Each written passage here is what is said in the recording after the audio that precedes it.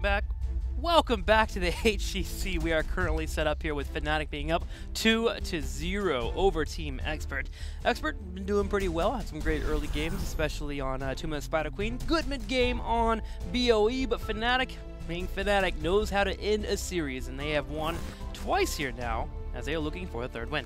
Yeah, and you put it best, they know how to end the series and when to end the series. They see a chance, they take it, and now they have a 2-0 lead over Team Expert, who of course came in with high hopes of maybe making something happen here.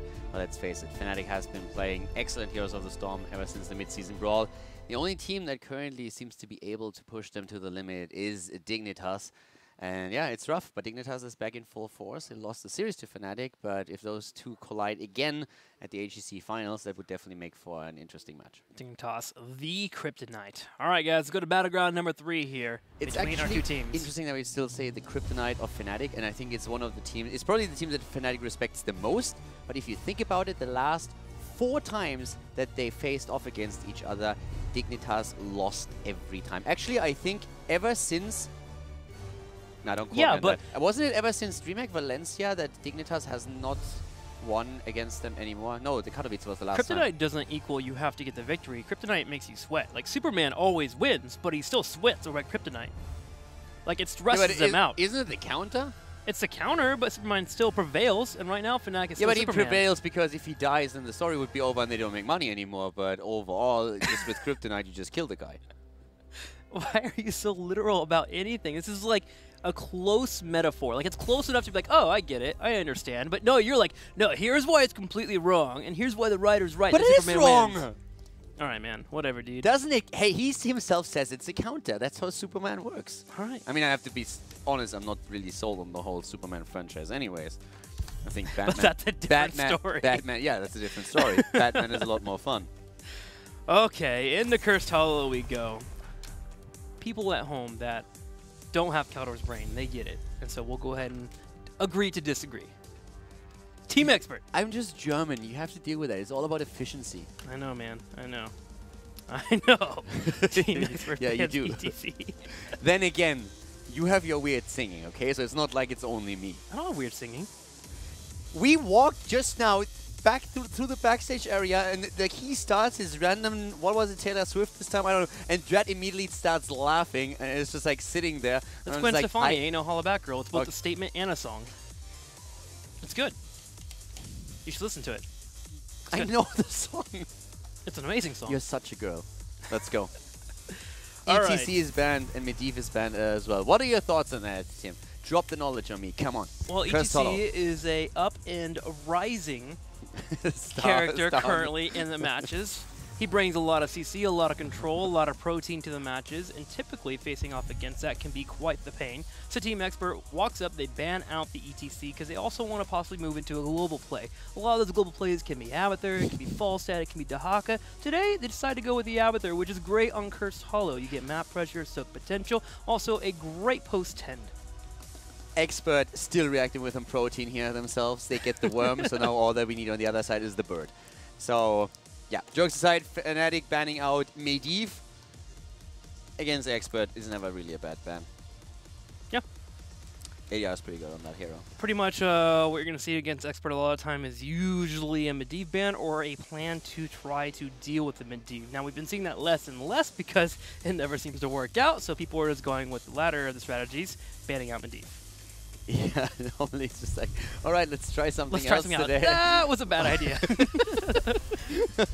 Every time. I think the one team that could pull it off would be Fnatic, but still, you don't want to risk it even if you're the Swedes. So, Uther Dehaka being picked first of all with ETC taken out. You now have Dehaka for globals, and you have Uther for potential Genji setups, like everything.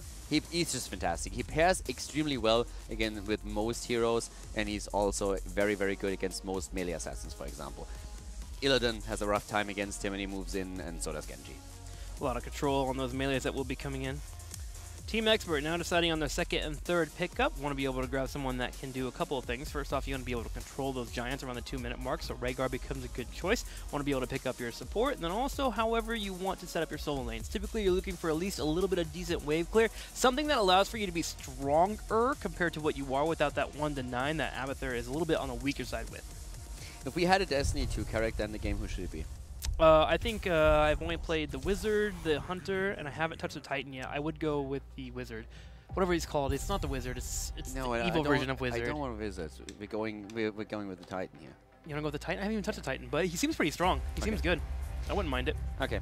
So Arthas is actually taken, and we have Tyrael. So basically the exact same front line that Fnatic had in the last game. So with Tyrael, you have your 16. With Cursed Hollow is fantastic since you can zone extremely well with once you have that tool available after level 16 talent. And at the same time, you can of course use Sanctification for any boss fight that we have there. So Tyrael, it's cool to see him back, and I even more so like it since he's not going to be the main tank here since we have Arthas. Tyrael is the main tank. Doesn't really seem to work in Europe. Like every time we have it, it starts to fail. That's something that Korea sometimes still tries to pull off. But for the European scene, Tyrael is most of the second tank that comes into play. What do you think about that Genji ban? I was kind of expecting Fnatic to move into it themselves. With Abathar on their side, I don't mind it at all. Yeah, because of the double clone. Yeah, not only the clone, but even if you just have the symbiote and you go into the back line, that's super annoying. And with what Fnatic already has, I mean, they still have all the options here. I would say double support could be played with Vala again if they wanted to. Could again play Li Ming, but this time there's also no Cocoon on the other side. Vala, there we go. She is. So you would need a double second support with it, and that's Oriel. So yeah. Therefore, Genji as a ban also makes a bit more sense now, since it is the pressure play against Vala that you're trying to avoid.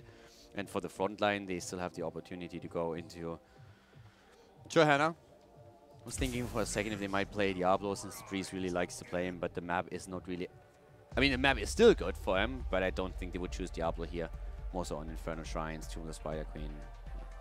I still like the Oriel and the Vala here, the 3 support, especially with the Dahaka.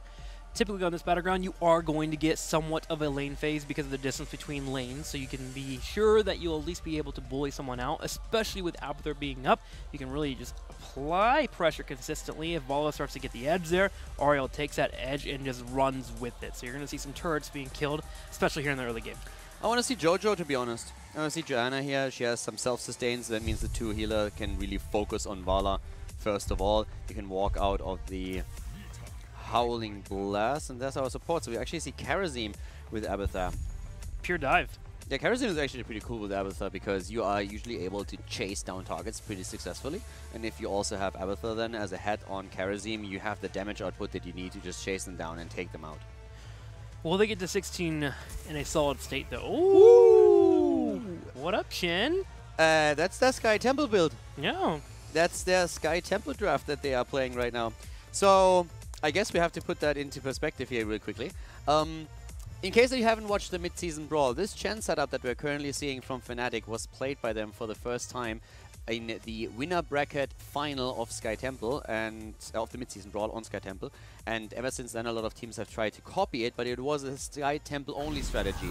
The thought process behind it is that you have a hero, which is usually the Haka, on the offlane, soaking experience. And normally he's the one rotating even between 2 lanes to take experience. The whole idea is that the other 4 heroes that you have are just barreling down a lane. So you're having you have Chen at the front, and because of his drinking, he is just constantly soaking tower shots, and he's being kept alive by the 2 supports, whereas Vala pushes the damage in. And normally you trade then experience in structures against experience that you lose on lane. So the Haka in that setup is going to try and soak 2 lanes if he can. But normally he misses out on a few waves. So you make up for that loss by getting towers and also forts destroyed with your 4-man. That can basically not be beaten by your opponent, especially in this setup, since Expert has an Abathar. So they only have 4 bodies on the map.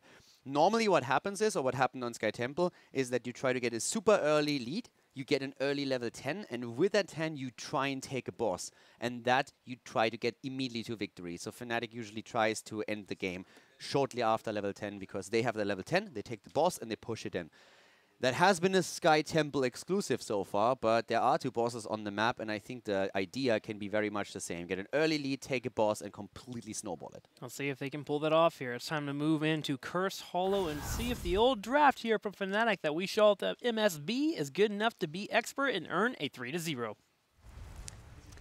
Game on, ladies and gentlemen. Team Expert on the left side in this third game on Cursed Hollow with Kirsten on Karazim, Bad Benny on Tyrael, Thero Angel on Arthas, we see ADRD on Abathur, and Nick on Greymane. On the right side in the red, Fnatic playing the comp with Chen. Breeze will be that Chen.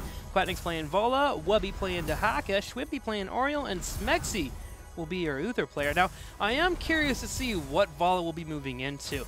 They did play the multi-shot build the last time they ran this with the Ariel. It generates you a lot of hope and gets you into a spot where you're able to have that hope set up. However, Hungering Arrow does help them out on this battleground because they can get the bosses. Well, we go into a Hot Pursuit first of all, but I'm going to be absolutely honest. I think that Expert just got wrecked. So Expert in the draft. We've been talking about this draft a lot, and Fnatic used it at the mid-season brawl, and the idea is that your 4-man is going to push heavily with Chen just tanking tower shots the entire time and the double support keeping him alive and Bala doing damage.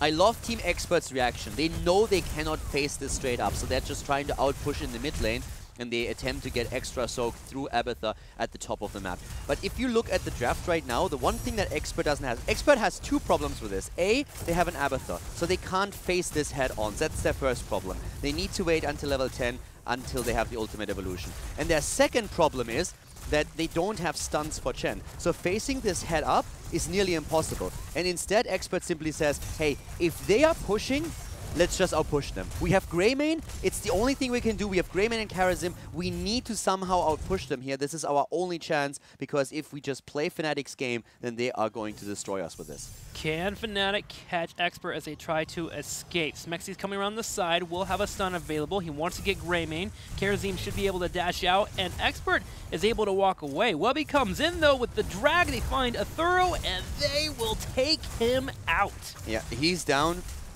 Abathur moved down to the bot lane, and Fnatic is doing the same push up at the top. Now, again, the whole idea here is that you cannot deal with Chen, especially without the stuns. We are in a situation in which Fnatic is always going to have Breeze at the front line. He's always going to soak the shots. The support keeps him alive. He keeps drinking, and then they simply just take them out. So at this point, this is a super aggressive draft that Fnatic plays. They try to get early leads, and then, for example, take a boss, snowball it with a boss. That's the whole thought process here. And Expert, since they don't have stuns, and since they have Abathur, is going to be weak in this early game against this composition in particular. So that Chen pick, that was definitely something that Expert didn't see coming here. We'll see if they're able to utilize it as Breeze moves in.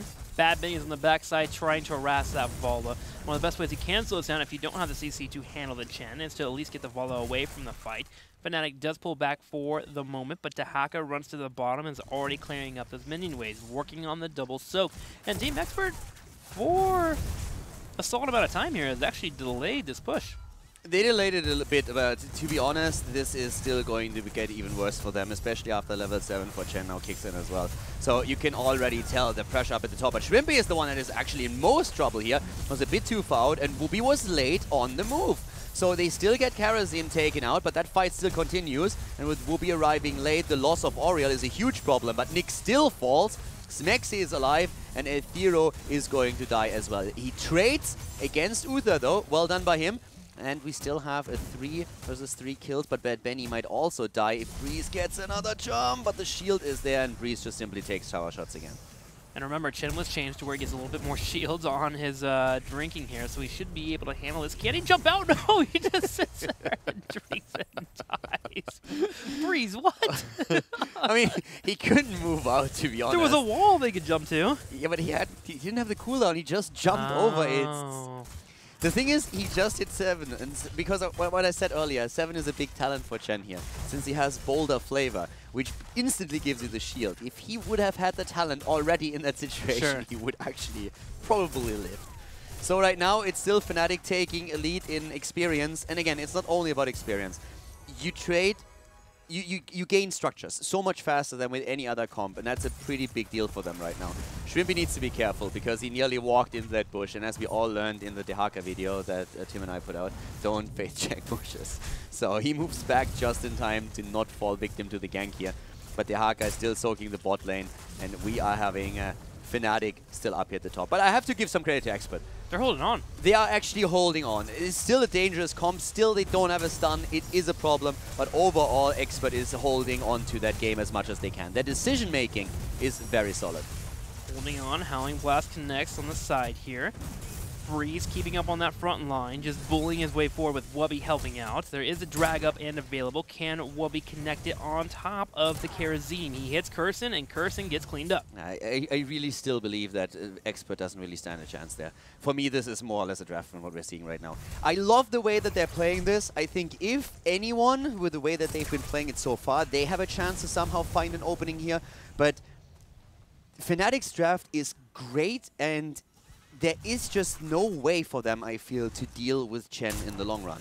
They have no stun to interrupt the drinking, which is going to be a massive, massive problem for them, because normally when you face off against Chen, one of the biggest ideas is either get percent, maybe with the level 10 on Greymane, but even that is going to be an issue. They have just no stun that you can stack on Chen to really drop him. So the global is going to be an issue, and with 6 kills against 4, Fnatic, they are just willing to brawl here the entire time. They're absolutely happy to trade. The reason why they came over here to this boss is they also put Tyrael in the middle. They're trying to make that Tyrael come up to this top right side so Dehaka can keep soaking and keep them ahead in the experience. Tyrael not quite biting until now, finally does rotate in while Vala and Uther are working on the middle lane. They want to grab that 10. They want to be able to go grab that boss while they have an advantage over Team Expert. Late game, Expert has definitely a much better chance to make something happen here. It's really in the early game mainly when Fnatic is going to have a massive, massive lead over their opponent. And it's a tribute for a tribute so far, but the level 10 should now help Fnatic to get a lead in tributes. 10 has also dropped for Expert, but position on the map is already taken by Fnatic now. But the interrupts are probably starting with the Thera here and Howling Blast. Yep, uses it right away. Seeing the Haka, of course, still with another attempt. Breeze is in the middle of things here, going full ham. Has the triple panda available and uses it as they're moving in. Rest of the team kites back. Ethereal in the middle. And here comes the Sanctification. That's perfect for Expert. Doesn't get much better than that. But they still have to retreat because Fnatic is just simply turning it around. And the double support is keeping everybody alive. The palm hits Arthur's. Uther dies. But that gives them the opportunity, of course, to get the heals out once again. The multi-shot is just chunking here with Uther providing heals. Quacknix is destroying this front line. Eventually gets a clean up. A nice 2-for-1 trade. But sadly, it might be more here as Bad Benny on the top right corner is being chased down by Breeze. And Oriel went into Resurrection. And doesn't resurrect Uther. That just feels bad. You're just pinging, please, please, please, please, Reds. It's like really shrimpy. I guess it's easier to just let Uther die and let him come back than wasting the cooldown here. But at the same time, I'm just... Are you serious? The cooldown is 100 seconds, so I guess the idea is, okay, let's get the boss, get that pushing the top lane, if Ball dies, we're good. Think how bad that feels. Yeah. You're the one guy that dies, and you're like, thank God we have Oriel, and she can resurrect me. And Shrimp is just like, you're not worth the cooldown. Some animosity there from Smexy and Shrimpy now. This is like, you're not worth the cooldown, bro. We are currently witnessing the moment that breaks Fnatic apart. The Resurrect Gnaw on Uther, big deal here. Come BlizzCon, if they lose, we can definitely pinpoint the moment where it all fell apart. Again, good decision-making from Expert, though. They know the boss will be taken at the top lane. They react with the boss at the bottom of the map. And the situation where they fought here actually showed that they definitely still have chances of this. But it is going to be a bit rough for the reasons pointed out earlier. And now these close quarter fights are very heavily based around Sanctification as a tool, since especially with Vala having a multi-shot build and Drain of Vengeance, there is just so much available for Fnatic. And the best chance for Expert is a good flanker. That's what they're trying to set up here in the middle. But already a massive, massive brawl is showing again. And this time ADRD is about to lose the copy early on in the fight already as Breeze is attempting to chase. Quack is low on mana, so it's making it a bit difficult for them to come in for the fight. The fort in the top did get cleaned up, and this is going to be a curse tribute here for Fnatic, which does become a bit more deadly for them. They can have this push completely move in. Breeze can jump over the walls, continue moving in. They still have a boss on the top that is pushing into their keep. Yeah, but they are actually, especially Fnatic, is not caring about the boss at all. They simply move now down to the bottom, and they're saying like, well, you guys are just going to jump in here right now and making sure that we are pushing the keep a little bit. Because that will force Expert to react, and that means that in the meantime, the Haka can still soak the middle, and every other lane is going to experience even more pressure play. The pressure point going to be huge here for Chen. Every time that we've seen Team Expert come in, they come in with a flank, and if they can't kill the Vala or the Oriel, it seems like they have to pull away. The moment they go to pull away, though, that pressure point is going to be deadly. This is going to allow Fnatic to continue to chase backwards, tempered by Discipline, even being grabbed by Vala to keep her alive. Yeah, and then here we go. Arthas comes in from behind. Arthas moving in from behind right now. The Taman strike hits, and everybody's jumping in immediately. This is once again the moment. So far, no sanctification used. There it goes down, and Oriel dies first. Great execution from Team Expert. The triple panda is in place. Mexi is low and uses the Divine Shield, or had it used already, before he falls. There comes Quarknix trying to escape at Benny. Might actually get him, but he's low in mana. That's the biggest problem for Benny right now, that he's so low in mana. Oriel is dead, so there's no resurrection available here. Breeze is also falling, but the Hacker has already made the move to the top lane. Push it in even more. Fnatic still ahead. 10 kills against 8, 14 versus 13 in levels. And the keep at the bot lane is being repaired by the mule that Abathur picked up. That was a great choice from ADRD. Great fight there from Team Expert as well. Pushing in, using Sanctification to jump straight under the Aureo. If you kill Aureo, no Resurrect comes online. Vol has to play much more safer suddenly, as a team can't group up and provide those heals.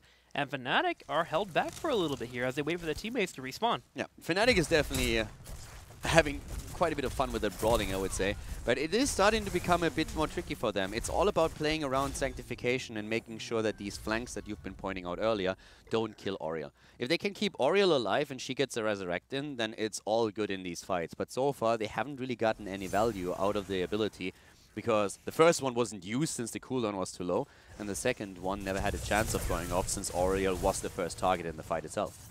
Fnatic regrouping up here. Team Expert lingering in experience right behind them, but still staying even. ADRD is sitting behind this turret, completely not scared of a Chen. Granted, the vision was hiding them off there, but still pretty impressive that he was able to sit there and continue to be safe. Fnatic finds a moment in the bottom side to group up and push in with these giants, while Chen and Dahaka slow down the movement from a Thorough. They are well aware that a flank is the game plan from Team Expert, and they're starting to adjust. Yeah, Expert needs these flanks. Without the flanks, like a straight-up 5 versus 5 fight in direct confrontation is extremely difficult for them to win. So they definitely need that. But Fnatic is definitely they have to work a lot harder for this than they were probably expecting. But you can tell still how much trouble Expert has to control Chen in particular during every single one of these fights. So the thought process is take the healers out. And especially, I mean, in an ideal world, they have to take Oriel out first because of Resurrect. Next boss coming up will be here in about 40 seconds. Breeze taking some pressure in the middle of the map. Still has Storm, Earth, and Fire. Drinking here. Can't be stunned out. Drops it.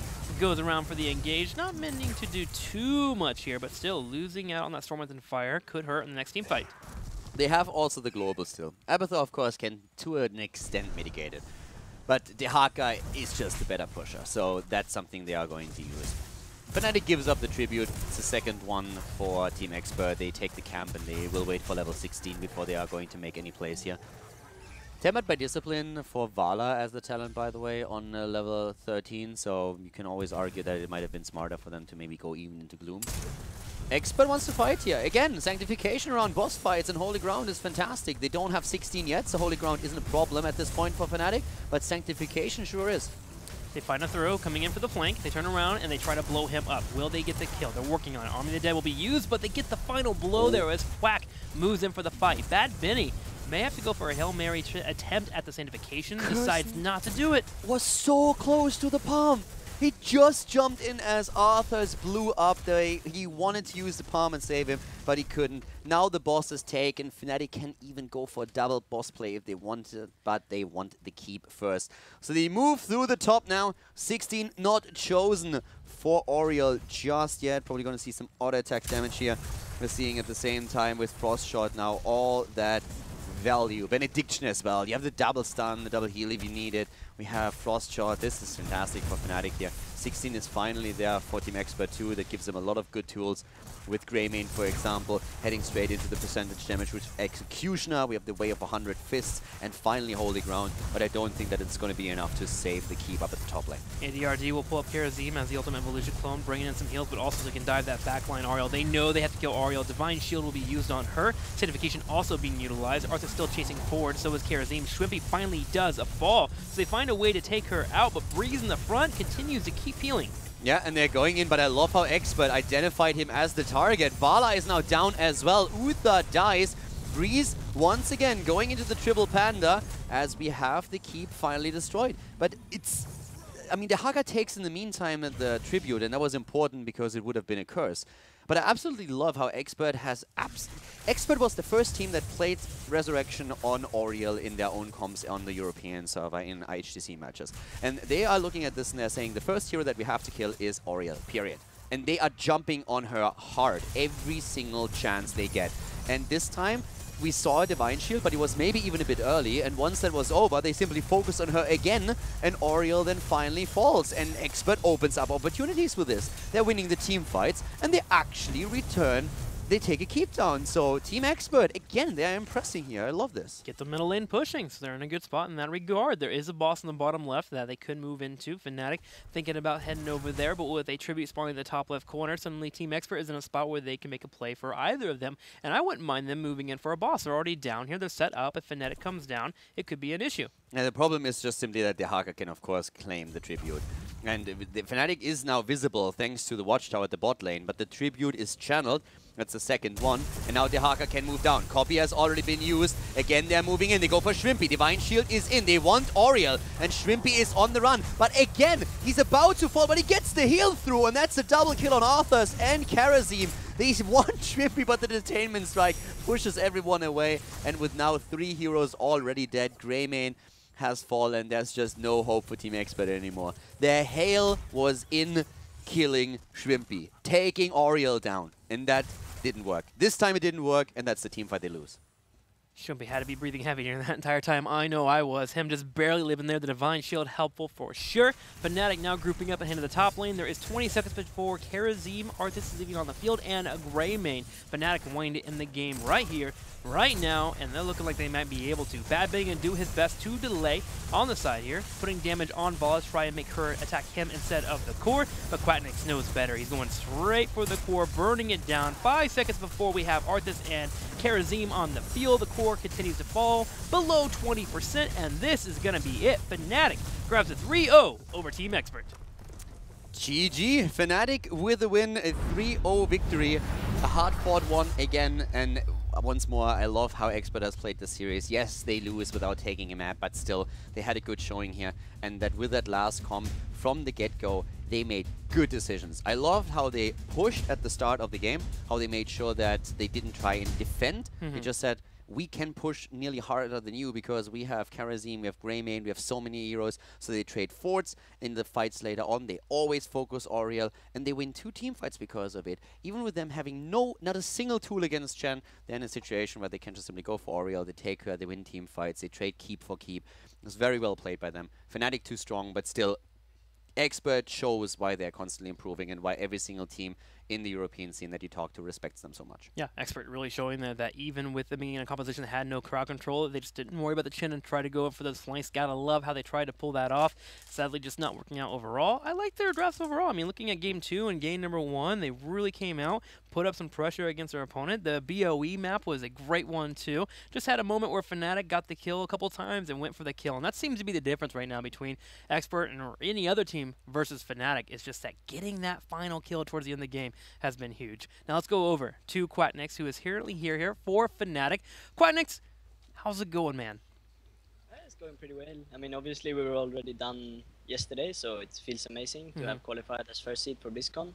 But we come in here today, and I mean, the games weren't really dominant fashion, but we still get a 3-0, which is what matters in the end.